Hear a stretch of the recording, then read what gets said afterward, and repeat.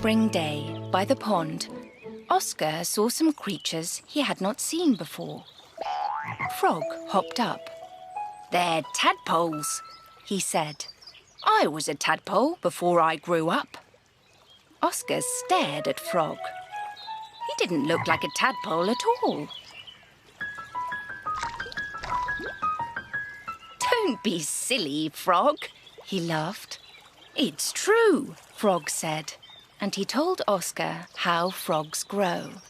"At first, I looked like a dot in an egg. The egg was as soft as jelly. I grew in the egg and hatched out as a wriggly tadpole. I could breathe underwater through gills like a fish. I was hungry for pondweed.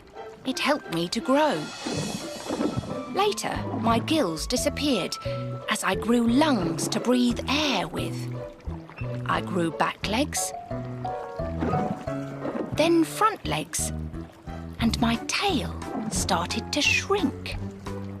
After 3 months, I was a little frog. I kicked my new legs and jumped out of the water to live on the bank."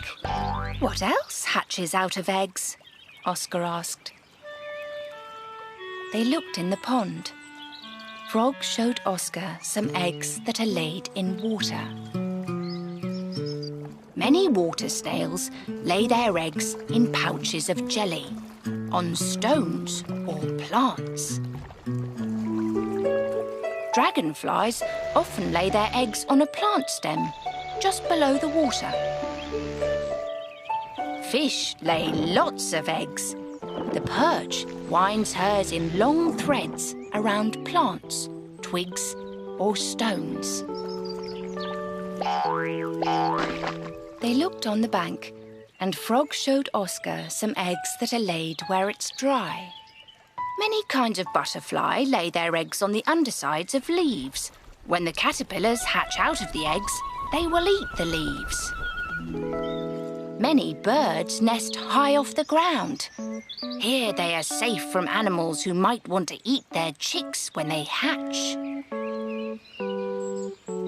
Ducks often nest on the ground close to water, so their ducklings will be able to swim quickly away from danger. "Do plants hatch out of eggs?" Oscar asked. "No," said Frog. "Most plants sprout from seeds. Each plant makes its own kind of seed. The seeds of apple trees are stored inside their fruit. Strawberry plants have small seeds on the outsides of their fruit. Poppy plants have tiny seeds.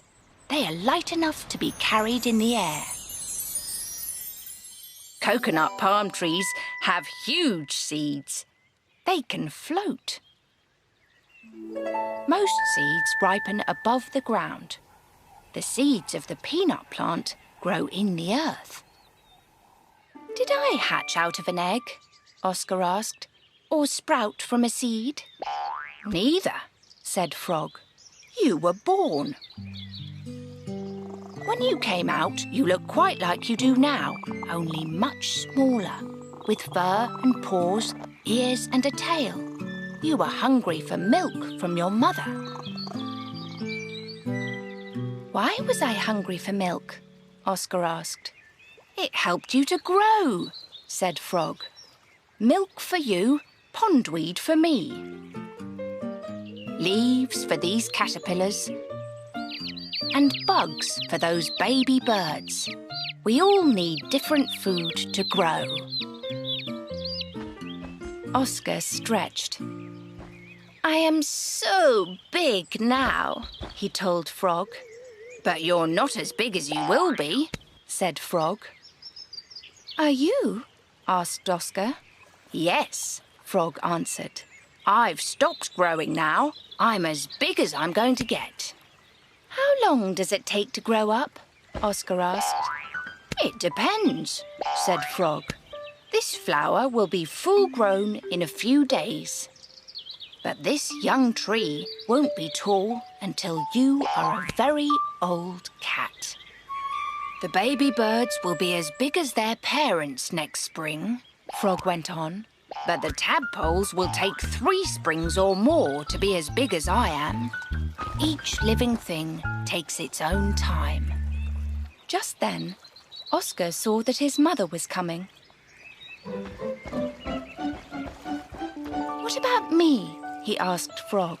How long will I stay a kitten? You will be a full-grown cat by winter, Frog said. As big as your mother is now. Oscar looked at his mother. She was much bigger than he was. Don't be silly, Frog, he laughed. It's true, Frog said. Wait and see.